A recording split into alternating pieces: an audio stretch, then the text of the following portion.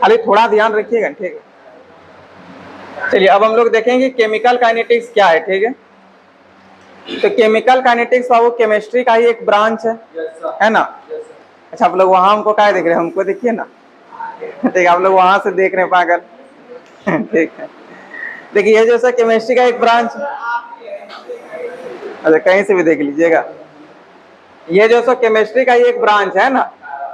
Chemistry का एक ऐसा ब्रांच है जिसमें हम लोग सीखते हैं कि किसी भी रिएक्शन का रेट क्या है, यानी कि कोई भी रिएक्शन कितना स्पीड से हो रहा है, किसी भी रिएक्शन होने के लिए रेट क्या है उसका, वो चीज के बारे में पढ़ाई करते हैं कि आपका रिएक्शन तेजी से हो रहा है या स्लो स्लो हो रहा है, यानी कि रेट ऑफ रिएक्शन देखते हैं। और साथ ही साथ उस रिएक्शन को होने के लिए क्या क्या प्रोसेस है, प्रोसेस का ही मतलब होता है विधि, जिसको क्रियाविधि भी आप कह सकते हैं, यानी कि मैकेनिज्म। तो ये दो चीज के बारे में पढ़ाई होता है, एक रेट ऑफ रिएक्शन और दूसरा उसके क्रियाविधि, यानी कि उस रिएक्शन की क्रियाविधि मैकेनिज्म के बारे में अध्ययन होता है।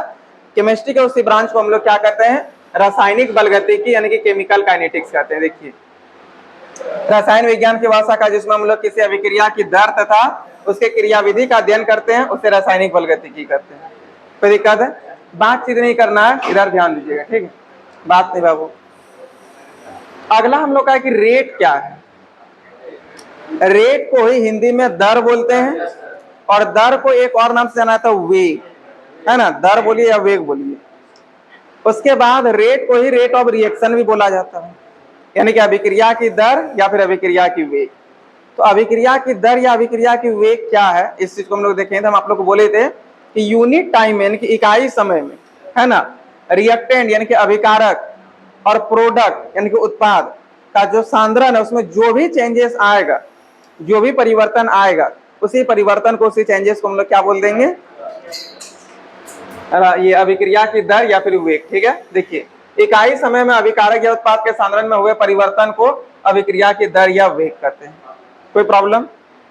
देखिए बाबू, कभी भी रेट ऑफ रिएक्शन जो है सो निगेटिव नहीं हो सकता, हमेशा पॉजिटिव होता है। लेकिन जैसे से रिएक्शन आगे बढ़ता है तो आप जानते हैं कि रेट जो है आपका, मतलब जैसे से रिएक्शन आगे बढ़ेगा तो रिएक्टेंट जो है उसका कंसंट्रेशन कम होगा। तो कंसंट्रेशन कम होने की वजह से जब हम लोग रिएक्टेंट को देख करके, यानी कि रिएक्टेंट के टर्म में जब हम लोग रेट निकालते हैं रिएक्शन का, तो उसमें निगेटिव ले लेते हैं। इससे ये पता चलता है कि आपका जो कंसंट्रेशन है रिएक्टेंट का, वो क्या हो रहा है, घट रहा है, कम हो रहा है। माइनस का मतलब माइनस नहीं हो जाना, मतलब वो कम हो रहा है, ये प्रदर्शित करता है। कोई दिक्कत? अब प्रोडक्ट हमेशा बढ़ता है, प्रोडक्ट का कंसंट्रेशन बढ़ता है रिएक्शन के होते हुए, इसलिए प्रोडक्ट को बढ़ने की वजह से हम लोग प्लस में लिखते हैं। कोई दिक्कत है? देखिए आगे यही चीज था कि अभिक्रिया की दर हमेशा धनात्मक होती है, कभी भी ऋणात्मक नहीं होती। लेकिन ऋणात्मक इसलिए हम लोग लेते हैं क्योंकि हम लोग रिएक्टेंट को देख करके निकालते हैं। देखिए जैसे जैसे अभिक्रिया आगे बढ़ती है, अभिकारक का सांद्रण घटते जाता है, इसलिए अभिक्रिया की दर अभिकारक के रूप में ऋणात्मक होती है। कोई दिक्कत है?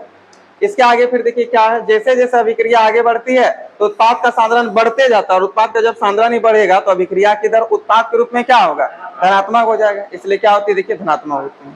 कोई प्रॉब्लम? इसके आगे फिर हम लोग देखे थे कि यदि रिएक्शन में कोई कोफिशिएंट हो तो उस कोफिशिएंट को हम लोग क्या करते हैं, खत्म करना चाहते हैं, और कोफिशिएंट को खत्म करने के लिए उसको डिवाइड में लाना पड़ेगा, है कि नहीं। क्योंकि रेट निकालने के लिए एक में यदि हो कोफिशिएंट एक हो तो वो ज्यादा बेहतर होता है। तो बस एक 1 बनाने के लिए कोफिशिएंट हम लोग का क्या आता था, बटे में आ जाता था। तो रेट ऑफ रिएक्शन का फॉर्मूला जो फाइनल आया था वो क्या था, minus delta concentration reactant bye delta T into 1 bye coefficient, और प्रोडक्ट का क्या था, plus delta concentration P bye delta T into 1 bye coefficient. देखिए सेम फॉर्मूला है, यहां तक हो गया था। अब इसके आगे रेट ऑफ रिएक्शन तुम लोग सीख गए थे और निकाले भी थे कुछ कुछ में, लेकिन अब हम इसके आगे फिर आप लोग को बताए थे कि रेट ऑफ रिएक्शन जब निकालते, मतलब पूरा रिएक्शन का जब आप रेट निकालिएगा तब तो उसमें कोफिशिएंट निर्भर करेगा। लेकिन जब आप किसी एक सबस्टांस का, यानी कि रिएक्टेंट का और प्रोडक्ट का, रिएक्टेंट का डिसोसिएशन का यदि आप रेट निकालते हैं तब उसमें कोफिशिएंट निर्भर नहीं करता, कोफिशिएंट डिपेंड नहीं करता है। तो किसी भी रिएक्टेंट का डिसोसिएशन का निकालने का जो फॉर्मूला होता था वो बहुत सिंपल था, rate of reaction into coefficient, यही ना था, rate of reaction into coefficient. और rate of formation of product भी निकालते तो भी सेम फॉर्मूला आता था, rate of reaction into coefficient. कोई प्रॉब्लम है? यहां तक क्लियर हो गया? देखिए वही चीज लिखे, किसी अभिक्रिया की दर गुणांक पर निर्भर नहीं करती है ना, गुणांक पर निर्भर नहीं करेगा, लेकिन किसी अभिकारक के का वियोजन या उत्पाद का संयोजन गुणांक पर क्या करती है, निर्भर करती है। और यहाँ देखिए किसी अभिक्रिया की दर तो गुणांक पर निर्भर करता ही है, लेकिन किसी अभिकारक का वियोजन या उत्पाद का संयोजन गुणांक पर निर्भर नहीं करता। अब इसके बाद देखिए rate of dissociation of any reactant का फॉर्मूला भी तुरंत बोले, क्या था, rate of reaction into coefficient, और rate of formation of any product का rate of reaction into coefficient. कोई दिक्कत है? चलिए अब यहां से हम लोग का हो गया टाइप 1 का क्वेश्चन स्टार्ट। यहां तक हम आप लोग को पढ़ाए थे और अब टाइप 1 स्टार्ट हो गया है। तो सब कोई पहले इस क्वेश्चन को लिखिए, फिर हम सॉल्व करके बताते हैं।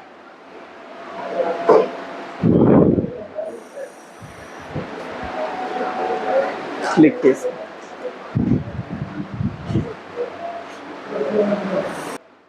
देखिए, अब ना ये सब बहुत इंपॉर्टेंट क्वेश्चन होता है, इसको ध्यान से समझिएगा। देखिए क्या बोला कि एक अभिक्रिया है, ठीक है, एक अभिक्रिया एक रिएक्शन है 2x से y, ठीक है, 2x से y एक आपको रिएक्शन दे दिया है, जिसमें बोला कि x का जो सांद्रण है, x का सांद्रण वो 10 सेकेंड में, कितना सेकेंड में, 10 सेकेंड में 5 मोलर से घटकर 2 मोलर हो जाता है। यानी कि जब रिएक्शन स्टार्ट हुआ 10 सेकेंड हुआ, जब रिएक्शन स्टार्ट हुआ था तभी 5 मोलर था, लेकिन जब रिएक्शन स्टार्ट हुआ तो 10 सेकेंड के बाद जो है सो जब हम देखे तो पहले x का जो कंसंट्रेशन था वो 5 मोलर था, बाद में हो गया 2 मोलर। तब आपको बोल रहा है कि अभिक्रिया का दर ज्ञात कीजिए, तब आप रेट ऑफ रिएक्शन निकालिए क्या होगा, यानी कि अभिक्रिया का दर निकालिए क्या होगा। तो चलिए बाबू देखते हैं क्या होगा अभिक्रिया का दर। देखिए जो जो क्वेश्चन दिया होगा ना वो सारे चीज को पहले आप लिख लीजिएगा, ठीक है, जो जो क्वेश्चन में दिया है वो सब चीज को लिखिए। सबसे पहले आपको रिएक्शन दिया था तो वो रिएक्शन को हम लोग लिखेंगे, ठीक है, जितना चीज क्वेश्चन में दिया सब सारा चीज को लिख देना है, ठीक है। यहाँ पे लिखिए पहले सॉल्यूशन गिवन दैट,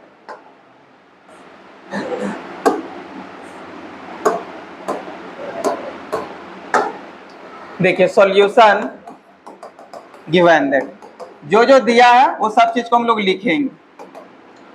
सबसे पहले आपको देखिए रिएक्शन जो दिया ना वो रिएक्शन को लिखना है। तो रिएक्शन क्या दिया है, 2x प्लस वाई से 2x प्लस वाई है, जिसमें x का कंसंट्रेशन घट रहा 5 मोलर से 2 मोलर, कितना सेकंड में, 10 सेकंड में, 2x से y है, ठीक है।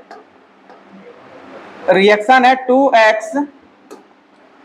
2x से y, जिसमें x का कंसंट्रेशन, कंसंट्रेशन को इसे स्क्वायर ब्रैकेट से डिनोट करते हैं, x का कंसंट्रेशन जो है घट रहा है बाबू, कितना मोलर से, पहले 5 मोलर था, अब 5 मोलर से 2 मोलर हो जा रहा है।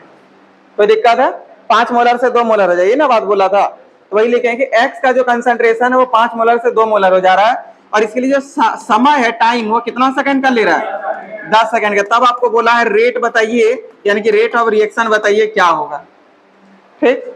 हम लोग यहाँ पे लिखेंगे वी नो दैट, यानी कि जैसा कि हम लोग जानते हैं वी नो दैट, ठीक है। अब आप ही लोग बताइए ना, रेट बराबर फॉर्मूला दो होता है, एक minus delta concentration reactant bye delta T, और दूसरा होता है plus delta product bye delta T into 1 bye coefficient, उसमें भी 1 बाय कोफिशिएंट। तो हम लोगों को जो है सो अब यहाँ पे ये प्रॉब्लम आ गया कि सर वो दोनों में से कौन सा फॉर्मूला को यूज करें, है कि नहीं।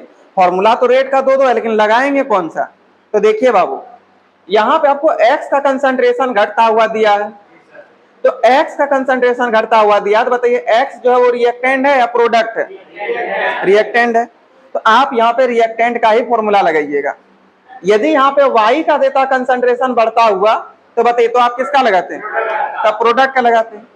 तो x का देखिए जिसका कंसंट्रेशन देगा घटता हुआ या बढ़ता हुआ, जिसका, जैसे यहाँ x का दिया तो x देख लीजिए क्या है, रिएक्टेंट है या प्रोडक्ट है, रिएक्टेंट है तो रिएक्टेंट का फॉर्मूला लगाएंगे। यदि आपका ये यहाँ पे y वाला टर्म रहता है, मतलब प्रोडक्ट वाला टर्म रहता है, तो फिर प्रोडक्ट का फॉर्मूला लगाते हैं। कोई दिक्कत है? तो अब आप लोग हमको सोच के बताइए, यहाँ पे जो रेट का फॉर्मूला लगेगा, इस x को आप देख रहे हैं कि x का कंसंट्रेशन क्वेश्चन दिया है, जिसका कंसंट्रेशन देगा उसी के हिसाब से आपको फॉर्मूला लगाना है। तो x का कंसंट्रेशन दिया है तो x आपका रिएक्टेंट है या प्रोडक्ट है, रिएक्टेंट है। और रिएक्टेंट के लिए रेट का फॉर्मूला में माइनस लगता है, प्लस माइनस, फिर डेल्टा कंसंट्रेशन रिएक्टेंट, लेकिन रिएक्टेंट के जगह पे किसका दिया है, x, हम लोग भी यहाँ पे लिख देंगे x बटे डेल्टा टी होता है, लिख दीजिए delta T into 1 bye coefficient. बताइए x का कोफिशिएंट कितना 2 है, तो यहाँ पे 2 लिख देंगे, कोई दिक्कत। अब देखिए बाबू, डेल्टा का मतलब होता है चेंजेस। क्या होता है? चेंजेस। और चेंजेस का एक फॉर्मूला होता है फाइनल माइनस इनिशियल। क्या होता है? Final minus initial. ठीक है, यहाँ लिख देते हैं। डेल्टा का मतलब होता है चेंजेस, और चेंजेस का जो फॉर्मूला होता है वो होता है फाइनल माइनस इनिशियल। अब बोलिए सर इसका मतलब क्या हो गया? फाइनल का मतलब हो गया अंतिम, और इनिशियल का मतलब हो गया प्रारंभिक। तो जब अंतिम में प्रारंभिक को माइनस करते हैं तो आपका चेंजेस निकलता है। क्या निकलता है? चेंजेस। तो यहाँ पे भी चेंजेस बोला है निकालने के लिए, लेकिन किसका चेंजेस? एक्स के कंसंट्रेशन का। तो लिखेंगे यहाँ पे माइनस ही लिख दिए। अब एक्स का कंसंट्रेशन ये वाला है, पहले 5 था बाद में 2 हो गया। पहले 5 था यानी कि इनिशियल कितना था? 5, और बाद में यानी कि फाइनल कितना हो गया? 2। तो बताइए फॉर्मूला चेंजेस का क्या होता है? Final minus initial. फाइनल यहाँ पे कितना? 2 है, माइनस इनिशियल कितना? 5 है, लिख देंगे 5 बटे डेल्टा टी। समय कितना दिया बताइए? तो 10 दिया है, गुने 1/2 लिख दिए। अब 2 माइनस 5 कीजिएगा तो -3 हो जाएगा, और ये माइनस प्लस हो जाएगा। तो 3 बटे और 10 गुना 2 कीजिए, कितना हो जाएगा? 20 हो जाएगा। इसलिए रेट इक्वल टू कितना आ गया यहाँ आपके पास? 3/20। 3/20। अब इसका यूनिट लिखना है। अब यूनिट देखिए कैसे लिखाएगा। ये कंसंट्रेशन है कि नहीं? कंसंट्रेशन। और बताइए ये जब कंसंट्रेशन है तो कंसंट्रेशन का तो कई टर्म होता था, लेकिन उसमें से कौन सा टर्म लिया? मोलर लिया है। और मोलर किसका नाम है? मोलारिटी का। और बताइए मोलारिटी का यूनिट क्या होता है? मोल पर लीटर या इक्विवेलेंट पर लीटर? तो यहाँ पे भी हम लोग लिखेंगे इस कंसंट्रेशन की वजह से मोल पर लीटर। कोई दिक्कत? अब डेल्टा टी है, और टी मीन्स होता है टाइम। टाइम आपका नीचे है तो ऊपर चल जाएगा तो पर प्रति टाइम हो जाएगा, पर टाइम हो जाएगा। और टाइम बताइए मिनट में दिया है सेकंड में? आप लोग यहाँ पे लिख दीजिएगा पर सेकंड। यदि मिनट रहता तो पर मिनट। ये हो जाता है इसका आंसर। क्या कोई प्रॉब्लम है? सबको समझ में आ गया? इसको बनाइए, फिर हमें क्वेश्चन देंगे, वो बनेगा तब आगे बताएंगे।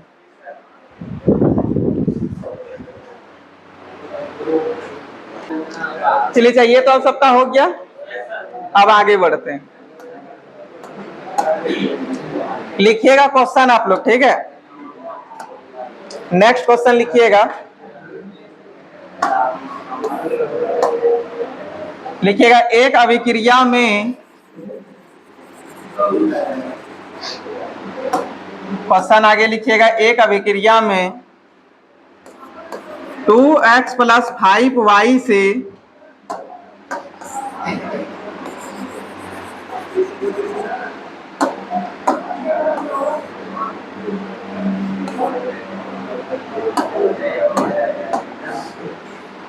x + 5y से 3z में, 3z में, ठीक है? 2x + 5y से 3z में x का सांद्रण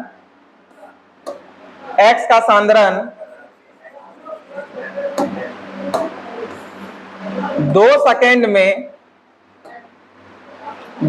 में 5 मोलर से घटकर 5 मोलर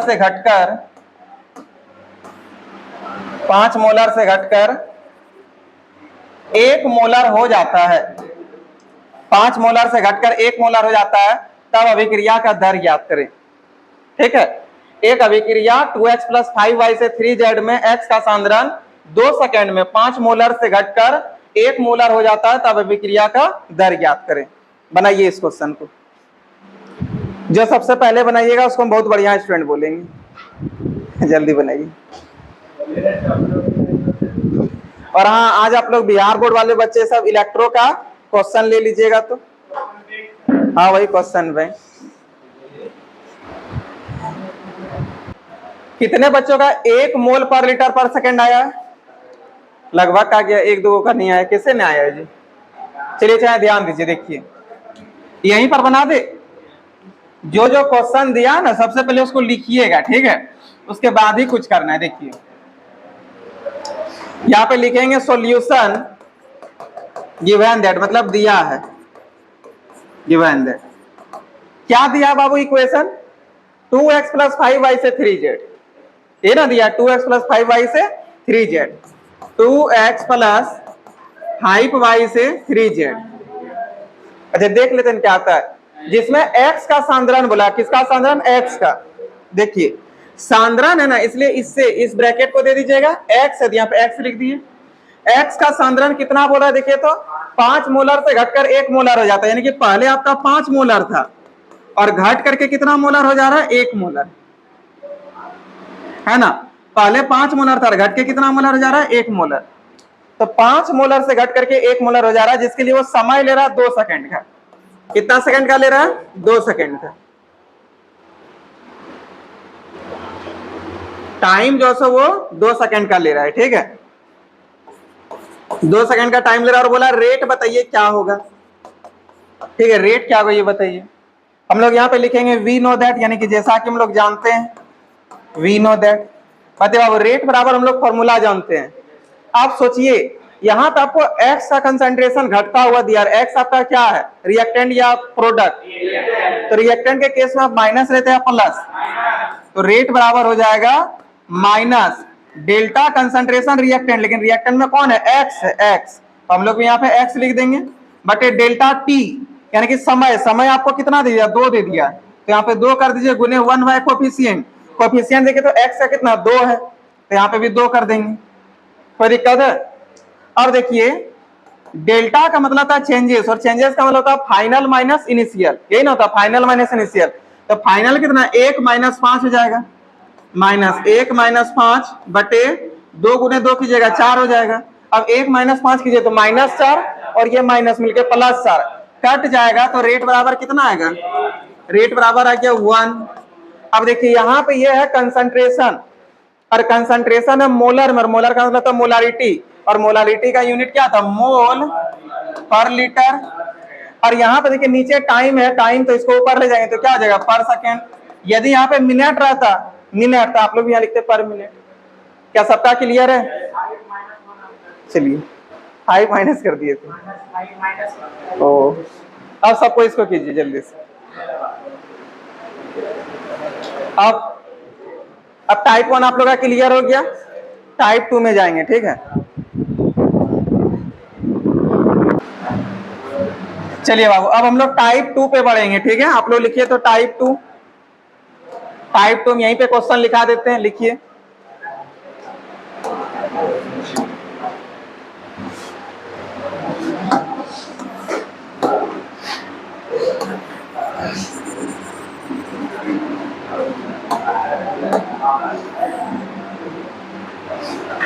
लिखिएगा एक अभिक्रिया N2 प्लस H2 से, N2 प्लस H2 से, एक अभिक्रिया N2 प्लस H2 से, हाँ N2 प्लस H2 से NH3 में, NH3 में, NH3 में NH3 का सांद्रण, ठीक है, NH3 में NH3 का सांद्रण,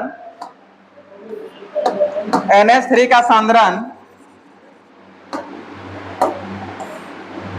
5 सेकेंड में 15 मोलर से बढ़कर, घटकर नहीं इस बार, ठीक है, बढ़कर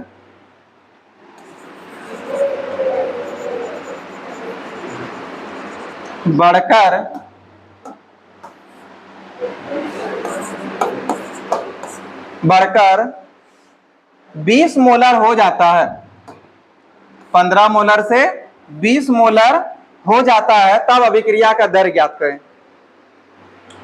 एक अभिक्रिया N2 प्लस H2 से NH3 में NH3 का सांद्रण 5 सेकेंड में 15 मोलर से बढ़कर 20 मोलर हो जाता है, तब अभिक्रिया का दर ज्ञात करें।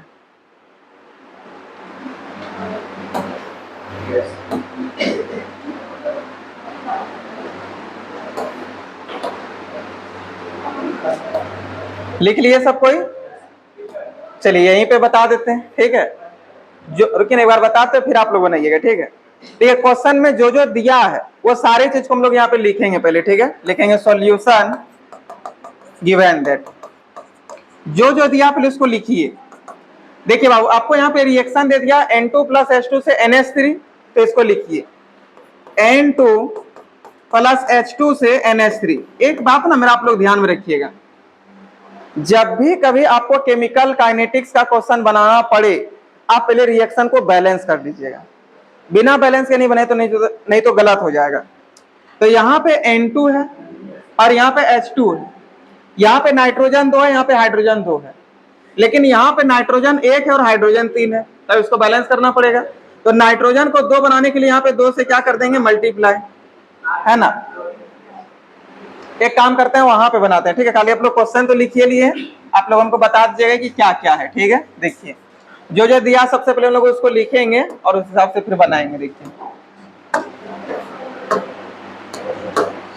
सबसे पहले यहाँ पे लिखना बाबू सॉल्यूशन गिवन दैट, ठीक है। बताइए क्या दिया था इक्वेशन, N2 प्लस H2 से NH3, यही ना दिया है। हम क्या बोले, आप रिएक्शन को बैलेंस कर लीजिएगा। तो इसको बैलेंस करने के लिए यहाँ पे यदि आप 2 से गुना करते हैं तो नाइट्रोजन तो 2 हो जाता है, लेकिन हाइड्रोजन कितना हो जा रहा है, 6 हाइड्रोजन हो रहा है। तो अब हाइड्रोजन हम लोग के पास इधर कितना है, 2 ही है। तो बताइए यहाँ पे क्या चीज से मल्टीप्लाई करना पड़ेगा, 3 से। अब ये रिएक्शन बैलेंस हो गया, बिना बैलेंस के आपको नहीं बनाना है, ठीक है।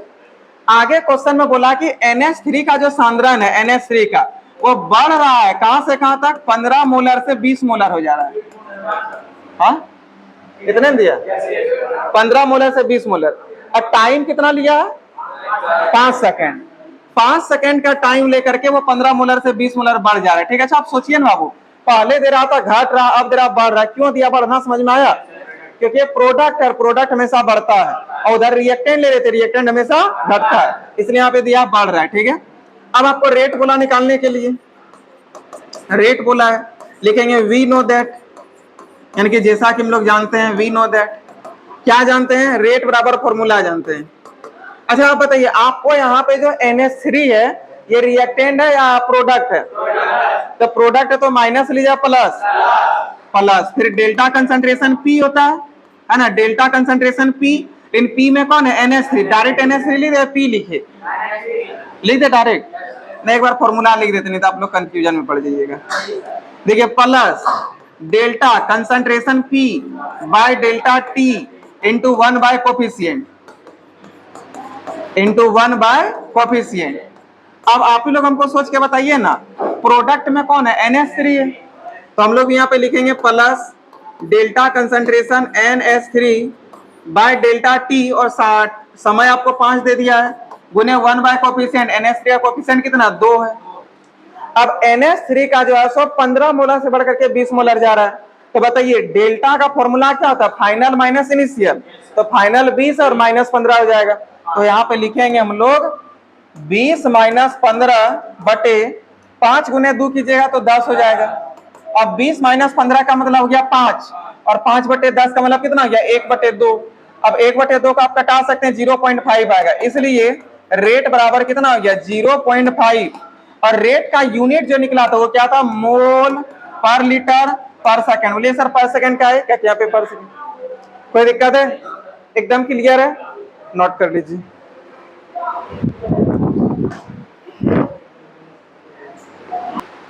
चलिए क्वेश्चन लिखिएगा,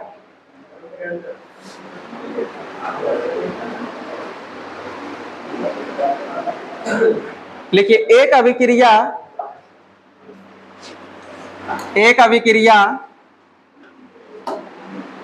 अभिक्रिया H2 प्लस I2 से HI में HI का सांद्रण, एक अभिक्रिया H2 प्लस I2 से HI में HI का सांद्रण, लिखे HI का सांद्रण 15 सेकेंड में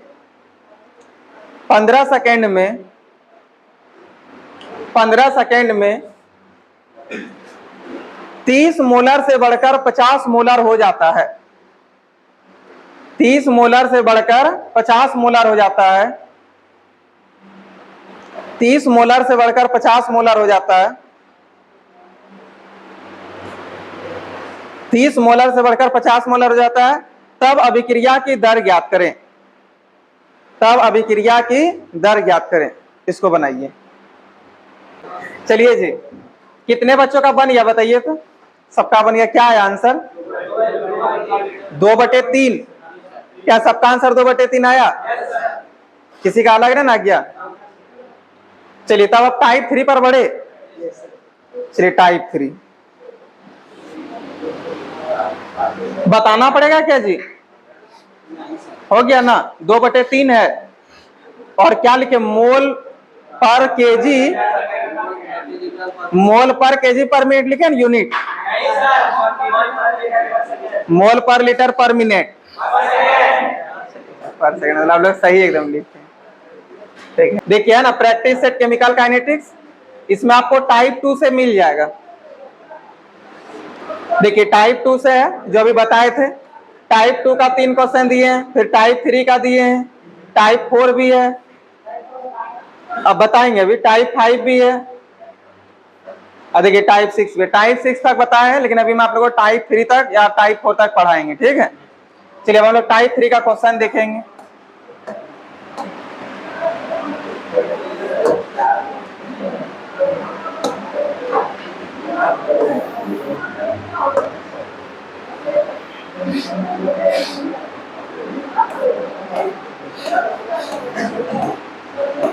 लिखिए बाबू, टाइप 3 का देखिए पहला क्वेश्चन है, इसको लिखिए तो पहला क्वेश्चन टाइप 3 का जल्दी से।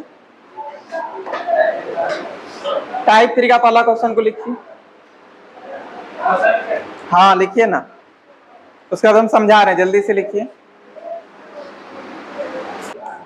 चलिए बाबू अब ध्यान दीजिएगा और क्वेश्चन को समझिए। टाइप 3 में क्या बोला देखिए, एक अभिक्रिया दे दिया 3A+5B, मतलब एक रिएक्शन दिया है 3A+5B से 2C के लिए, जो C का सांद्रण है, C उसका सांद्रण 4 सेकेंड में जो है सो बढ़ जा रहा है, 2 मोलर से बढ़कर 8 मोलर हो जा रहा है।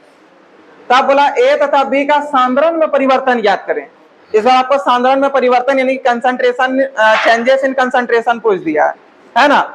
सांद्रण में परिवर्तन यानी कि चेंजेस इन कंसंट्रेशन पूछा है। तो चलिए एक बार हम लोग देख लेते हैं, जो जो रिएक्शन दिया वो सारे चीज को लिखेंगे। ठीक है, 3A+5B से 2C गया है, ये ना है।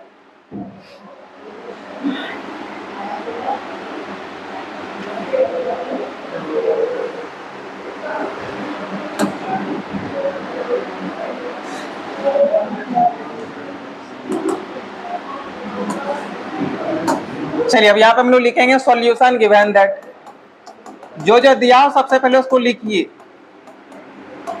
क्वेश्चन में आपको दे दिया है 3A+5B से 2C है ना, 2C, जिसमें से आपको C का कंसंट्रेशन जो है सो 2 मोलर से 8 मोलर हो जा रहा है। देखिए C का सांद्रण जो है सो 4 सेकंड में 2 मोलर से बढ़कर 8 मोलर हो जा रहा है ना, 4 सेकंड का टाइम ले रहा है और 2 से 8 हो जा रहा है C का कंसंट्रेशन। तो देखिए बाबू, कंसंट्रेशन किसका? C का। बताइए कंसंट्रेशन को छोटी ब्रैकेट से लिखते हैं बड़ी ब्रैकेट से? बड़ी ब्रैकेट से है ना। इसका कंसंट्रेशन जो है सो कितना? 2 मोलर से बढ़कर के 8 मोलर हो जा रहा है, और टाइम कितना सेकंड ले रहा है? 4 सेकंड का। तब आपको बोला है ना कि आप कंसंट्रेशन में चेंजेस यानी कि सांद्रण में परिवर्तन बताइए, A का भी और B का भी। तो A का सांद्रण में परिवर्तन, परिवर्तन को डेल्टा बोलते हैं, सांद्रण को बड़ी ब्रैकेट बोलते हैं A, तो यहाँ पे A लिख देंगे। ये क्या होगा? ये बोला निकालने। फिर बोला B का सांद्रण में परिवर्तन याद करें, तो B, तो यहाँ B लिख दीजिए, सांद्रण बड़ी ब्रैकेट लीजिए, परिवर्तन डेल्टा लिख दीजिए। क्या होगा वो फाइंड करके दिखाएंगे। ये दोनों चीज बोला निकालने के लिए। सबसे पहले बाबू आपको यहाँ पे निकालना है रेट। क्या निकालना है? रेट। ठीक है, हम लोग यहाँ पे लिखेंगे वी नो दैट, यानी कि जैसा कि हम लोग जानते हैं, वी नो दैट। ठीक है, बताइए हम लोग रेट बराबर क्या जानते हैं? अब यहाँ रुकिए, इस तरह रेट का तो दो फॉर्मूला था, लेकिन इसमें कौन सा लगेगा आप लोग थोड़ा बताइए तो। रिएक्टेंट वाला या प्रोडक्ट वाला? रिएक्टेंट वाला लगेगा। किसका लगेगा? प्रोडक्ट का। ताकि जिसका हम बोले थे जिसका कंसंट्रेशन में कमी या वृद्धि देगा, इधर ध्यान से बात कर रहे हैं, जिसका कंसंट्रेशन में कमी या वृद्धि देगा उसी का लेना है। तो बताइए वृद्धि दिया किसका? C का, तो हम लोग A का कैसे ले लेंगे? C का लेंगे जी। और C आपका क्या है? प्रोडक्ट। क्या है C बताइए? प्रोडक्ट। तो माइनस या plus? Plus. Delta concentration P लिख दे या डायरेक्ट C लिख दे? डायरेक्ट C लिख देते हैं, क्या कि इस प्लस को देख आपको पता चलेगा प्रोडक्ट के बारे में बात हो रहा है, बटे डेल्टा T, और डेल्टा T का मान कितना? 4 गुने 1 बाय कोफिशिएंट, तो सी का कोफिशिएंट कितना 2 है। अब सी का कंसंट्रेशन में चेंजेस है तो फाइनल माइनस इनिशियल हो जाएगा, है ना। फाइनल कितना 8, इनिशियल कितना 2, 8 माइनस 2/4 गुने 1/2, तो 8 माइनस 2 कीजिए 6, अब ये से कट जाएगा तो 3/4 हो जाएगा। तो रेट जो है, रेट हम लोग का आ गया 3/4 मोल पर लीटर पर सेकेंड, है ना। ये हम लोग का रेट आ गया, लेकिन रेट नहीं बोला निकालने के लिए। क्वेश्चन आपको बोला है कि चेंजेस ए का कंसंट्रेशन में भी दिखाइए और बी के कंसंट्रेशन में भी चेंजेस बताइए क्या होगा। तब हम लोग लिखेंगे यहाँ पे नाउ रेट बराबर, फिर से एक बार रेट निकालेंगे। लेकिन अच्छा आप लोग सोचिए ना, ए का कंसंट्रेशन में चेंजेस, इसको निकालने के लिए रेट जो लेंगे वो रिएक्टेंट का लेना पड़ेगा, क्योंकि ए आपका रिएक्टेंट में है और रिएक्टेंट का लेंगे तो वहां से हम लोग का ये निकाल सकता है आराम से, है कि नहीं। इसलिए लिखे नाउ रेट इक्वल टू, यदि ए को देख करके लिख रहे हैं तो ए आपका रिएक्टेंट है तो यहाँ रेट में माइनस देंगे प्लस, माइनस डेल्टा कंसंट्रेशन ए बाय डेल्टा टी। अब टी के जगह पे कौन हो जाएगा, सॉरी डेल्टा टी, तो टी के जगह पे कितना होगा बताइए, 4 सेकंड दिया 4 लिख दीजिए, बोले 1 बाय कोफिशिएंट, कोफिशिएंट कितना दिया 3 दिया तो 3 लिख दीजिए, कोई दिक्कत है। अब रेट का वैल्यू अभी तुरंत आप निकाले 3/4, कितना निकाले 3/4 इक्वल टू माइनस, ये तो हमको निकालना है डेल्टा कंसंट्रेशन ए, रहने दीजिए, और 3 चौक कितना हो गया 12 हो गया, क्रॉस मल्टीप्लाई कीजिएगा, ये यहाँ पर ये यहाँ पे मल्टीप्लाई होगा, तो माइनस डेल्टा कंसंट्रेशन ए, देखिए ये दोनों गुना हो जाएगा तो 3 × 12, और ये इसके साथ गुना होगा, इधर बराबर क्या हो जाएगा भाग हो जाएगा, ये इससे कटेगा 3 बार, मेरे 3 दिया कितना हो गया 9। अच्छा इधर माइनस है, हमको माइनस डेल्टा कंसंट्रेशन ही नहीं चाहिए, हमको प्लस चाहिए, तो बताइए यहाँ से माइनस हटाना पड़ेगा, तो यहाँ से माइनस यानी कि दोनों और माइनस से कर देंगे मल्टीप्लाई, तो फाइनली आपका delta concentration A equal to क्या हो जाएगा 3 × 3 9, और ये वाला माइनस इधर आकर क्या हो जाएगा -9। अब सोचिए माइनस में आना भी चाहिए, क्या कंसंट्रेशन है और रिएक्टेंट है, रिएक्टेंट का कंसंट्रेशन हमेशा क्या होता है कम होता है, इसलिए कम यहाँ पे दर्शा रहा है कि कम हो रहा है। कितना मोलर कम गया बताइए, तो 9 मोलर कम हो गया, कोई दिक्कत है। अब बी का ऐसे निकालेंगे, लिखेंगे एंड रेट बराबर, अब बी को देखते हुए फिर से minus delta concentration B by delta T, और टी दिया था 4 सेकंड, गुने 1 बाय कोफिशिएंट, कोफिशिएंट कितना है देखिए तो बी का 5 है ना, कितना 5 है, यहाँ पे लिखेंगे 1/5। अब देखिए बी का कंसंट्रेशन तो निकालना, रेट हम लोग का आ गया था कितना 3/4 ना, रेट 3/4 ही था, हाँ 3/4 है, तो यहाँ पे लिखिए rate equal to 3/4 equal to minus delta concentration B बटे कितना हो जाएगा 4 × 5 20 हो जाएगा, क्रॉस मल्टीप्लाई कीजिए, ये इसके साथ और ये इसके साथ गुना हो जाएगा, तो क्या हो जाएगा minus delta concentration B equal to, ये दोनों गुना करके 20 × 3, और ये बटे में आ जाएगा /4, ये इससे कटेगा 5 बार में, अब 5 × 3 कितना हो जाएगा 15, कितना हो जाएगा 15, तो यहाँ पे हम लोग लिखेंगे minus delta concentration B equal to 15। अब बताइए बाबू यहाँ पे माइनस है, लेकिन हमको माइनस डेल्टा कंसंट्रेशन बी नहीं चाहिए, हमको प्लस में चाहिए, तो दोनों और माइनस से गुना करना पड़ेगा, तो यहाँ फिर इसको इधर बोलिए जो बोल सकते हैं, इसलिए delta concentration B equal to कितना हो जाएगा 15, लेकिन माइनस में, और माइनस में आना भी चाहिए क्योंकि रिएक्टेंट है और रिएक्टेंट हमेशा कम होता है। क्या सबको समझ में आया, कोई दिक्कत है क्या, तो टाइप 4 तक बन जाएगा। अच्छा अभी बनवा या टाइप 5 पे क्वेश्चन नहीं बता दे, एगो टाइप 5 बता दे,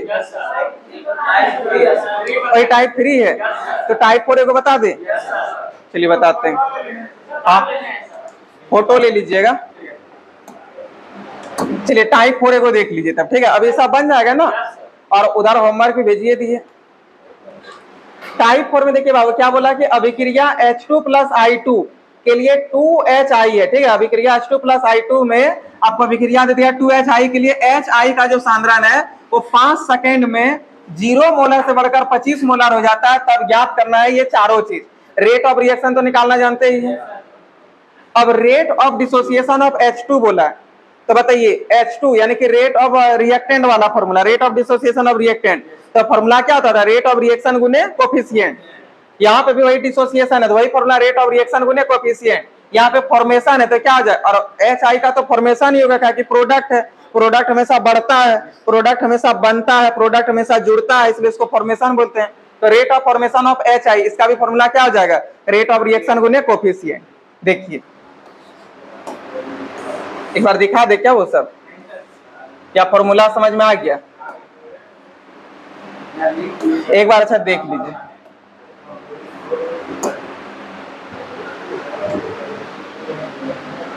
देखिए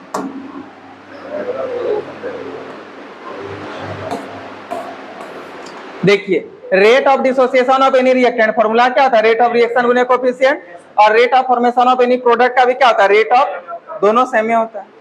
कोई दिक्कत है? चलिए उसको देखिए अब कैसे बनेगा।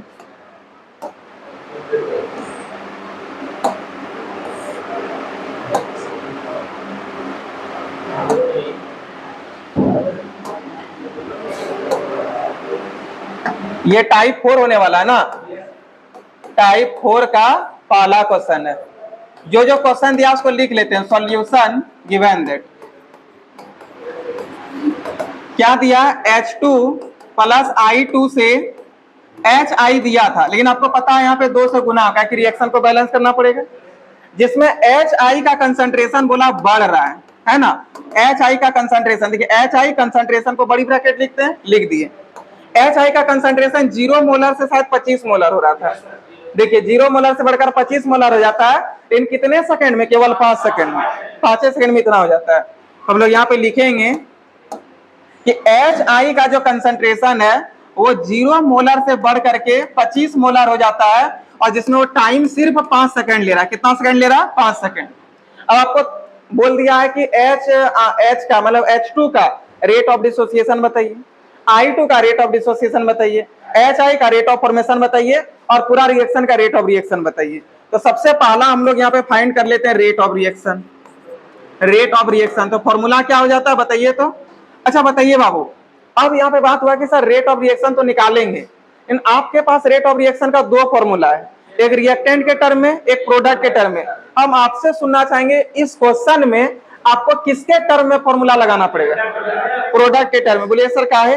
ताकि देखिए कंसंट्रेशन आपको प्रोडक्ट का दिया ना HI का, प्रोडक्ट का फॉर्मूला लगेगा, क्या हो जाएगा? प्लस डेल्टा कंसंट्रेशन HI बटे डेल्टा T, और समय आपको दे दिया 5 गुने 1 बाय कोफिशिएंट, तो कोफिशिएंट कितना? 2।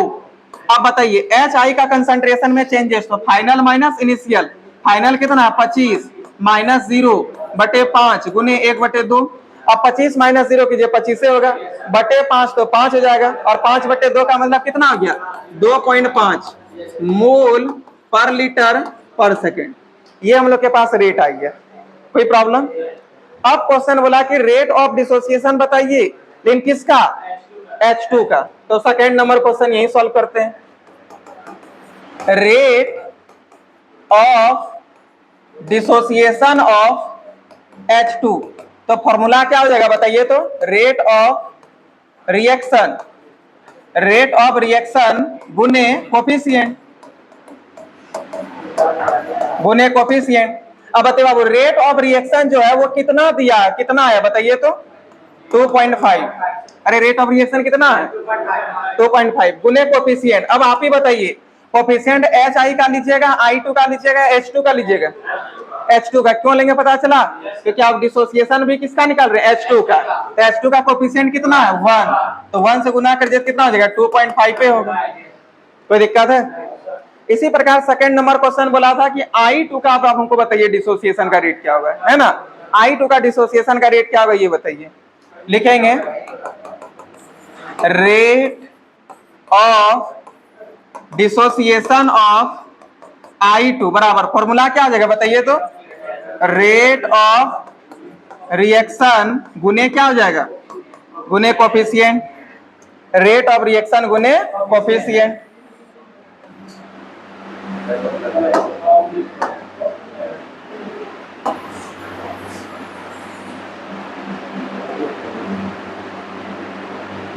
रेट ऑफ रिएक्शन गुने कोफिशिएंट। ठीक है, रेट ऑफ रिएक्शन गुने कोफिशिएंट। रेट ऑफ रिएक्शन कितना निकल गया देखिए तो? 2.5। तो 2.5 इंटू कोफिशिएंट, I2 का कोफिशिएंट कितना? 1। तो इसका भी रेट ऑफ डिसोसिएशन कितना आएगा? 2.5 पे आएगा। कोई दिक्कत है? अब बोला फॉर्मेशन निकालिए किसका? HI का। तो चलिए यहाँ पे लिखेंगे चौथा number question, rate of formation of H I, यानी कि एच आई के फॉर्मेशन का रेट। तो फॉर्मूला क्या हो जाएगा बताइए तो, rate of reaction, rate of reaction गुने कोफिशिएंट, रेट ऑफ रिएक्शन गुने कोफिशिएंट। रेट ऑफ रिएक्शन कितना आया था 2.5 और एच आई का कोफिशिएंट कितना था 2, मिलकर के कितना हो जाएगा 5। देखिए एच आई का कोफिशिएंट 2 था। क्या एकदम क्लियर है? टाइप 1 से टाइप 4 तक बन जाएगा। प्रैक्टिस सेट ऑलरेडी भेज दिया, उसको बना लीजिएगा। सबसे पहले आप लोग क्वेश्चन तो लिख लिए थे ना,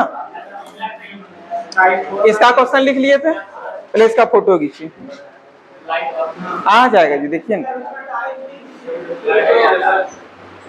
ये है आपका कितना टाइप 3 है, टाइप 3 का पहला क्वेश्चन। हाँ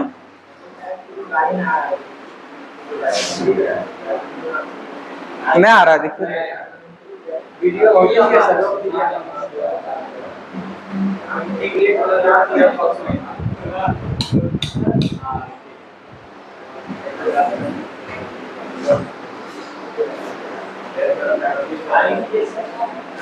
हो गया।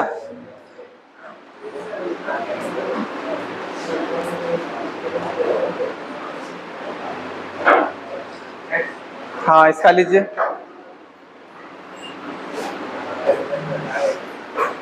ले लिए। अब जो है सो टाइप 4 का पहले क्वेश्चन लीजिए, ठीक है।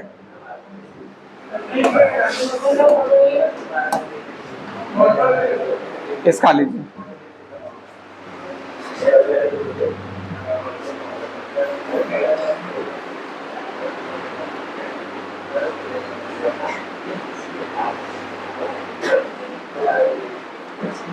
हो गया।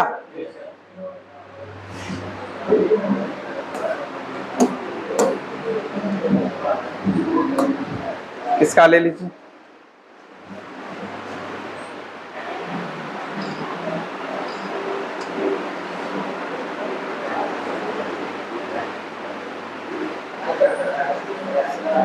हो गया।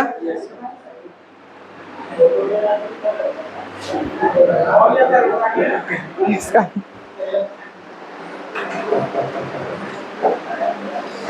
चलिए, अब ये लड़का का 31 नंबर आया, इसको प्राइज दे देते हैं। और इसमें किसी का आया क्या? अच्छा मतलब 30 प्लस, 30 प्लस में और कोई है? कोई नहीं है। तो जिसका इसका 30 प्लस रहेगा वो अभी पेन और मंच है उनका, ठीक है, तो वो ले लीजिए।